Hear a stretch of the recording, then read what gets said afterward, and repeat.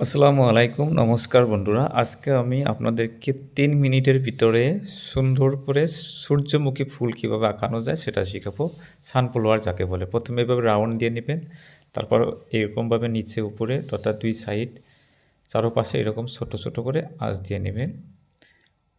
এইভাবে আঁচ দিয়ে নেবেন।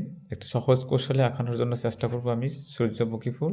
তারপর এইভাবে লম্বা করে উপর দিকে এইভাবে প্রত্যেকটার সাথে সংযোগ করে দিতে হবে। এভাবে প্রত্যেকটাতে প্রত্যেক লাইনের সাথে এভাবে সংযোগ করে দিতে হবে। দেখেন কম সময়ের ভিতরে সুন্দর করে আমি সহজ টেকনিকে সূর্যমুখী ফুল আঁকার যেটা টেকনিক সেটা শেখাবো। মনোযোগ দিয়ে দেখবেন ভিডিওটা, আশা করি আপনাদের সবার ভালো লাগবে।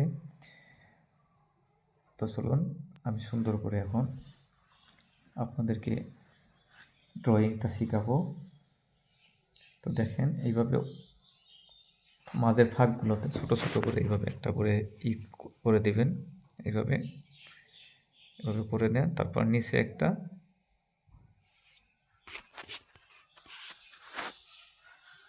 এইভাবে নিচের দিকে টেনে এখানে 2টা পাতা দিয়ে দিতে হবে 2 সাইডে।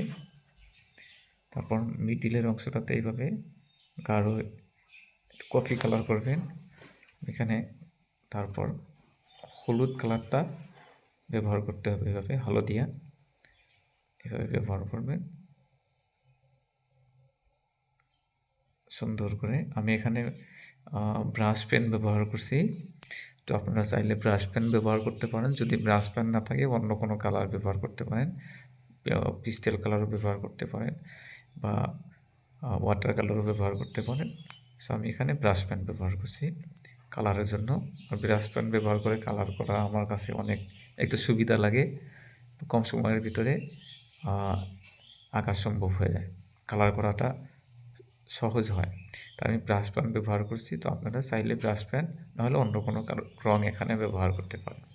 তো দেখেন প্রায় হয়ে গেল, কালার করা প্রায় সম্পূর্ণ হয়ে গেল, একটু বাকি আছে,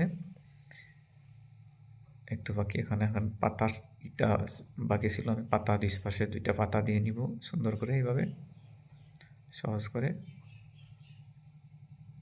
এইভাবে।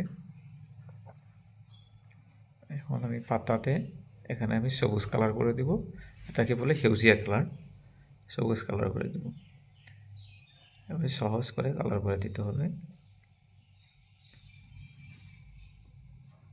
সহজভাবে দিয়ে দেন। দেখেন সবুজ কালার করা হয়ে গেল। তারপর এখন আমি মাঝখানের যে ফুলের অংশটা আছে 2 সাইড দিয়ে একটু একটু করে আমি খয়েরি কালারটা এইভাবে দিয়ে দেব,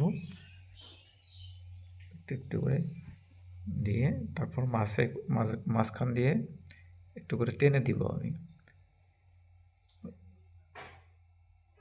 এইভাবে, একটু করে ওই দূরের অংশটাতে দিয়ে নিতে হবে।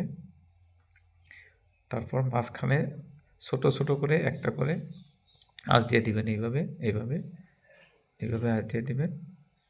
দেখেন কম সময়ের ভিতরে সুন্দর একটা সূর্যমুখী ফুল হয়ে গেল। ভিডিওটা কেমন লাগলো আমাদের কমেন্ট করে জানাবেন। ফেসবুকে দেখলে ফলো করবেন, ইউটিউবে দেখলে সাবস্ক্রাইব করবেন।